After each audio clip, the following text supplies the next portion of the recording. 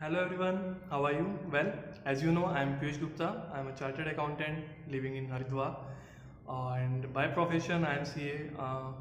मैं CA related work services provide करता हूँ और at other time मैं teaching भी करता हूँ class 11, 12 CA, CMA foundation students को.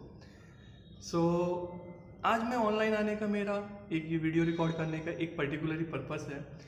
लास्ट फ्यू मंथ से जब से मेरे बारे में पता चला है स्टूडेंट्स के बीच में, बाकी मेरे रिलेटिव्स या और जो भी पर्सन मुझे जानते हैं या मेरे बारे में जिन्होंने सुना है, माइंड में कुछ क्वेश्चंस, उनके कॉमन क्वेश्चंस मुझे लेकर रहते हैं. कुछ डाउट्स होते हैं, कुछ कन्फ्यूजन, कुछ मिसकंसेप्शंस हैं. सो मैंने सोचा कि क्यों ना आज एक वीडियो बना के आपसे बात हो जाए और जो भी आपके क्वेश्चंस एक कॉमन क्वेश्चंस रहते हैं मैं उनको सॉल्व कर दूँ. ये क्वेश्चंस क्यों आते हैं, सबसे बड़ा रीज़न है कि I am chartered accountant bye qualification और मैं हरिद्वार जैसी जगह पर 11-12 को ट्यूशन पढ़ा रहा हूँ. So definitely it's not obvious कि ऐसी चीज़ देखने को नहीं मिलती. आई डोंट थिंक कि ऑल ओवर द इंडिया भी 1 या 2 फैकल्टी जैसे होंगे जो CA होंगे और 11-12 को टीच करते हैं प्रॉपरली. सो आपके क्वेश्चंस आना ऑब्वियस है. और जब कुछ चीज़ नई होती है, कुछ यूनिक चीज़ होती है, तो हमें लगता है कि वाई इट इज़ हैपनिंग, कुछ तो रीज़न होगा ना, कुछ तो गड़बड़ होगी इसमें, राइट. सो मेरे पास क्वेश्चंस की लिस्ट है जो आपके एक जनरली क्वेश्चंस रहते हैं स्टूडेंट्स के, सबके और पर्सन्स के. So I am going to take those questions और मैं उनके रिप्लाईज दूंगा. आई जस्ट वांट कि आप मुझे एक बार प्रॉपरली एंड तक सुने. लास्ट में मुझसे आपसे मेरा एक क्वेश्चन रहेगा और हो सके तो उसको रिप्लाई करिएगा प्लीज़, क्योंकि I just want to know कि आपका क्या राय रहती है. ओके, सो फर्स्ट क्वेश्चन आता है, sir if you are CA then why you teach.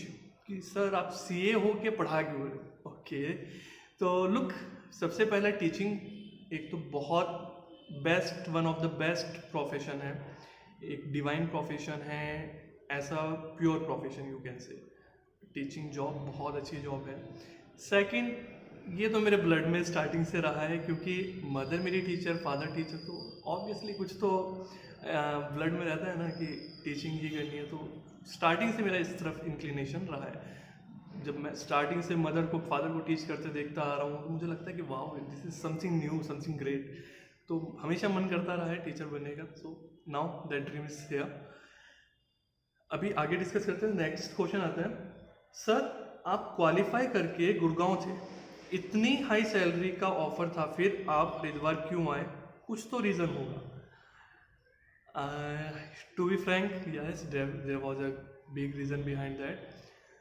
सबसे पहले मैं आपको ये बताता हूँ कि अगर कोई मुझसे नॉर्मली पूछता है, मैं हर किसी को सिर्फ एक रिप्लाई देता हूँ, मुझे जॉब पसंद नहीं आई थी, जॉब में मेरा मन नहीं लगा था, मुझे कुछ अपना करना था. So that I shifted from Gurgaon to Haridwar and started my own CA related work and everything. सो मैं सबको यही बताता हूँ. बट आज मैं आपके सामने सच बोलने जा रहा हूँ, जो रियलिटी है. आई डोंट नो आप में से कितना इस चीज़ को बिलीव करेंगे, कितना नहीं करेंगे, and really doesn't matter.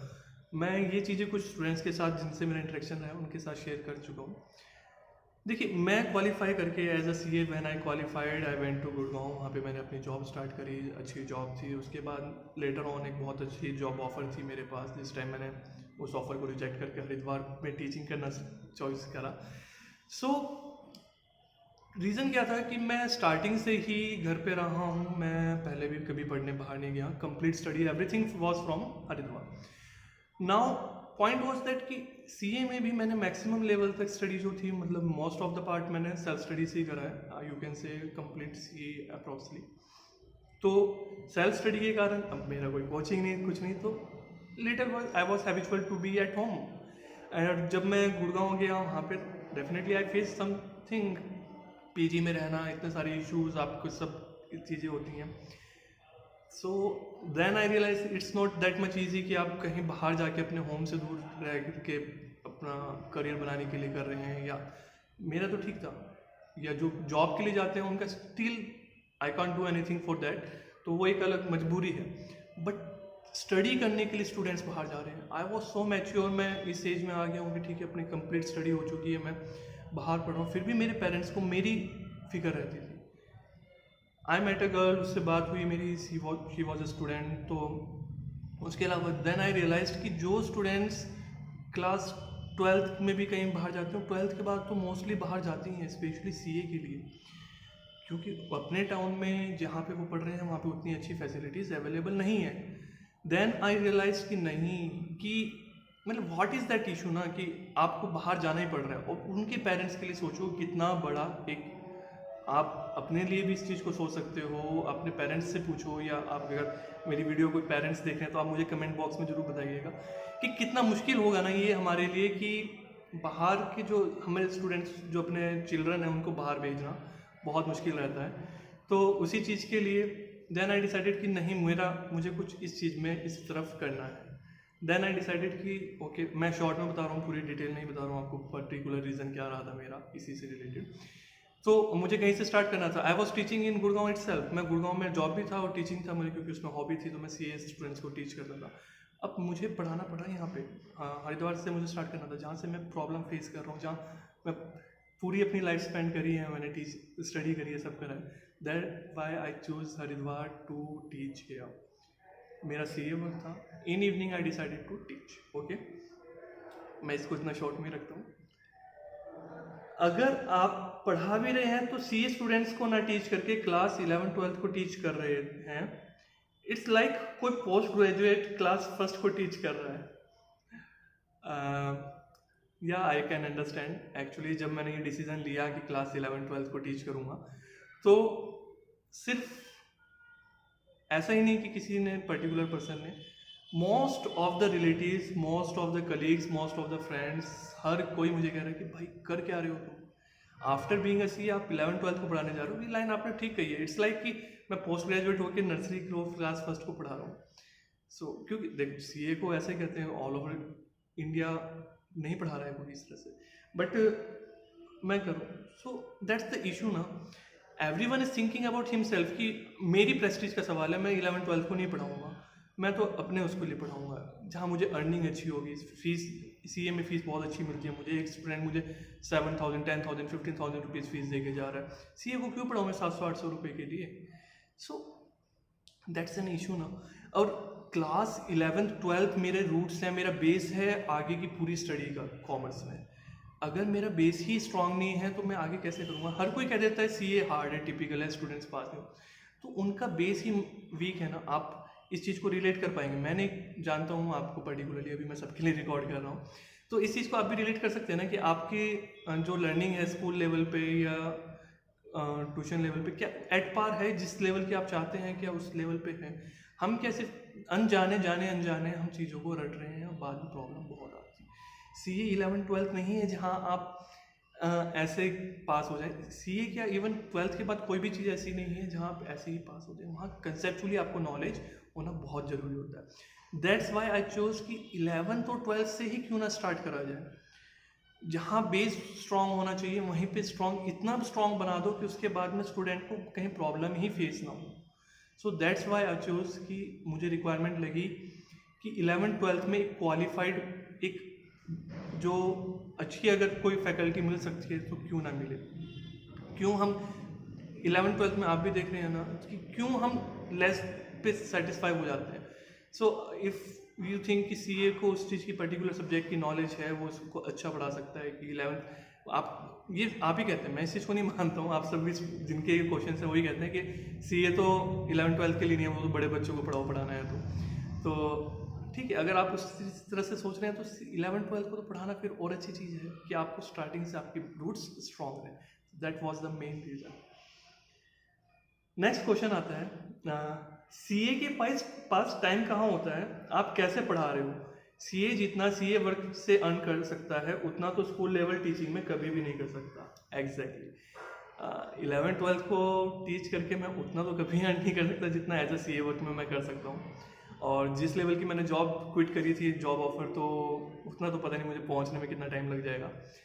But still that's not for earning purpose only, because look ना, I am happy in teaching. ये मुझे खुशी मिल रही है, अर्न तो मैं कर ही रहा हूँ, सफिशिएंट अर्न कर रहा हूँ, that's not an issue. Other resources हैं, सीए वर्क है, और डेफिनेटली सीए हूँ तो ऐसे तो नहीं करूँगा कुछ भी काम। तो कुछ मैंने अदर्स रिसोर्सेज हैं जहाँ से मैं अर्न हो रहा है। तो नाउ आई एम कैपेबल, मैं सीए बना हूँ, मैं कैपेबल हूँ, मुझे पता है कि मैं अर्न अच्छा से कर लूँगा। Now I am able to do something goods for other. तो इसलिए आप सब स्टूडेंट्स के फ़ायदे के लिए मैं टीच कर रहा हूँ। मुझे वहाँ से अर्निंग का कोई रिसोर्सेज का नहीं है, इसीलिए मैं कंपटीशन के लिए नहीं टीच कर रहा हूँ। मतलब मेरा किसी से कंपटीशन नहीं। आई वांट कि सब टीचर जो ट्यूटर्स हैं या जो भी हैं सब कोलैबोरेट होकर एक साथ क्वालिटी पे फोकस करें instead of competing with each other. That's my sole purpose कि एक दूसरे से कॉम्पीट करके कोई फ़ायदा नहीं है टीचर्स को।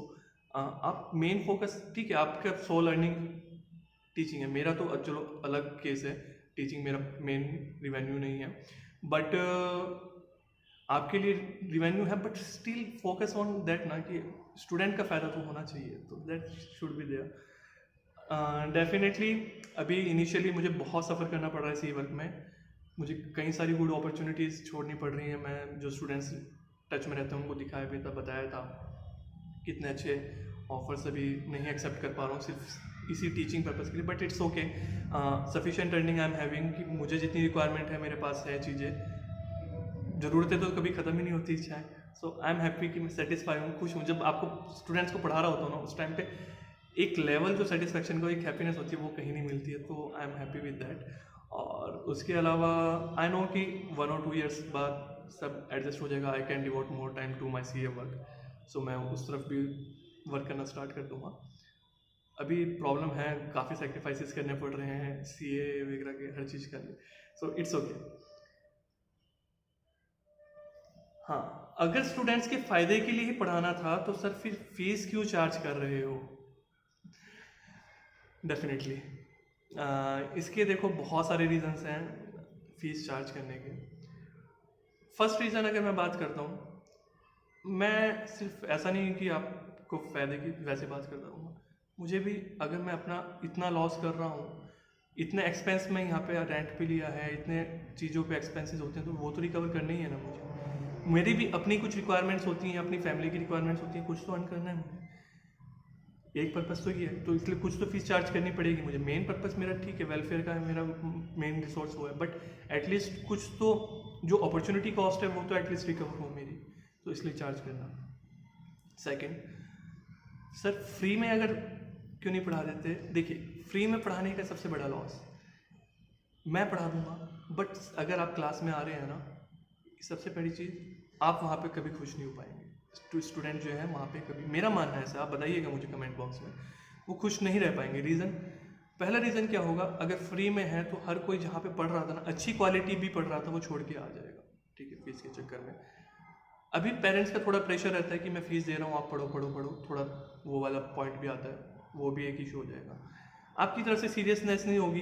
देखो मॉनिटरी भी आपको एक मोटिवेशनल रहता है, स्पेशली मिडिल क्लास को, तो वो मोटिवेशन आपका कम ख़त्म हो जाएगा।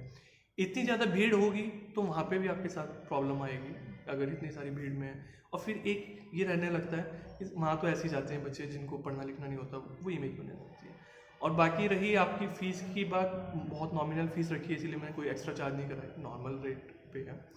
और डेफिनेटली मैं फ्री ऑफ कॉस्ट आपके लिए सेमिनार्स कंडक्ट करता रहता हूँ, ऑनलाइन आता रहता हूँ, आपकी क्वेरीज वगैरह के लिए करता रहता हूँ, और फ्यूचर में मैं आपके लिए फ्री ऑफ कॉस्ट बहुत कुछ करने वाला हूँ। So I will try my best कि जितना मैं आपके लिए कर सकता हूँ वो करता हूँ। ओके सर, तो फिर आप इतना एडवर्टाइज क्यों करते हो? हाँ dear, I do advertisement, it's necessity. अच्छा आप मुझे एक बात बताइए, आप चैरिटी के लिए इतनी सारी ऑर्गेनाइजेशन है, आप कितने के लिए कितनों को जानते हैं? I am not relating to myself to the charity organisation, I am just asking for you a question. So charity की ऑर्गेनाइजेशन को कितना नहीं जानते होंगे ना ज़्यादा। बीइंग ह्यूमन को जानते हैं, हाँ सब जानते हैं। अक्षय कुमार ने एक सोल्जर्स के लिए कुछ करा था, देश के जवान करके ऐप लॉन्च करी थी, आप जानते हैं? हाँ, आप उसको कभी ना कभी तो मतलब जानते हैं, तो आप उसको यूज़ कर रहे हैं ना, मतलब अल्टीमेटली जो भी कर रहा है उसको बेनिफिट दे रहा है ना।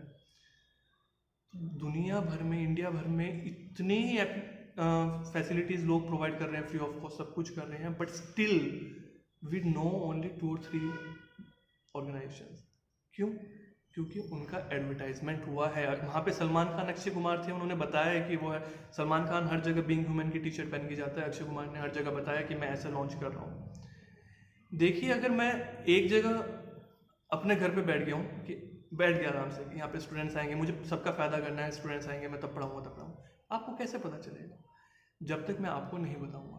तो वो सर्विसेज का जो इंडिया भर में इतनी सर्विसेज हैं पुअर पीपल के लिए, लेकिन आज भी सब फेस कर रहे हैं ना गरीबी को, किसी को खाने को नहीं मिल रहा है, जबकि खाना बचता है उसको पहुंचाने के लिए इतनी ऑर्गेनाइजेशन है, पढ़ने के लिए बुक्स नहीं है तो उसके लिए ऑर्गेनाइजेशन है, बट हम नहीं यूज़ कर पा रहे। क्यों? क्योंकि हमें अवेयरनेस नहीं है। तो ये एडवर्टाइजमेंट जो आप फेसबुक पे देख रहे हैं या कहीं पे भी देखते हैं, सिर्फ आपकी अवेयरनेस के लिए। जब तक आप मुझे जानेंगे नहीं तो मेरे पास आएंगे कैसे? आपको कैसे पता चलेगा कि हाँ there is a CA Piyush Gupta जो टीचिंग करने के लिए हरिद्वार में प्रेजेंट है? So that's the main reason. एक लास्ट क्वेश्चन, ये क्वेश्चन मैं जितनी बार पढ़ता हूँ उतनी बार मुझे हंसी आ जाती है। एक्चुअली ऊपर वाले क्वेश्चंस कुछ रूड लैंग्वेज में भी थे, मैंने उनको सॉफ्ट में कन्वे करा है, तो कुछ होता है, ठीक है। लास्ट क्वेश्चन, सर मेरे ट्यूशन टीचर कह रहे थे कि आप सीए नहीं हो, सबको बेवकूफ़ बना रहे हो। आई डोंट नो कि इसको रिप्लाई कैसे करूँ मैं। मतलब भैया ठीक है, मैं आपको एक शायद उनको एक चीज़ नॉलेज नहीं होगी, मैं उनको नॉलेज बता देता हूँ, अपडेट कर देता हूँ उनको, और आपको भी बता देता हूँ। एक वेबसाइट होती है सीए की, ICAI.org, ठीक है। उसमें कॉन्टैक्ट सेक्शन में जाइएगा, वहाँ पे कंप्लेंट सेक्शन मिलेगा, वहाँ पे सीए पीयूष गुप्ता, मेरे नाम, मेरी फ़ोटो, मेंबरशिप नंबर अगर चाहिए होगा मुझसे मांग लीजिएगा, मैं दे दूँगा। आप वहाँ पे ना कंप्लेन कर दीजिएगा कि ये फेक सीए हैं।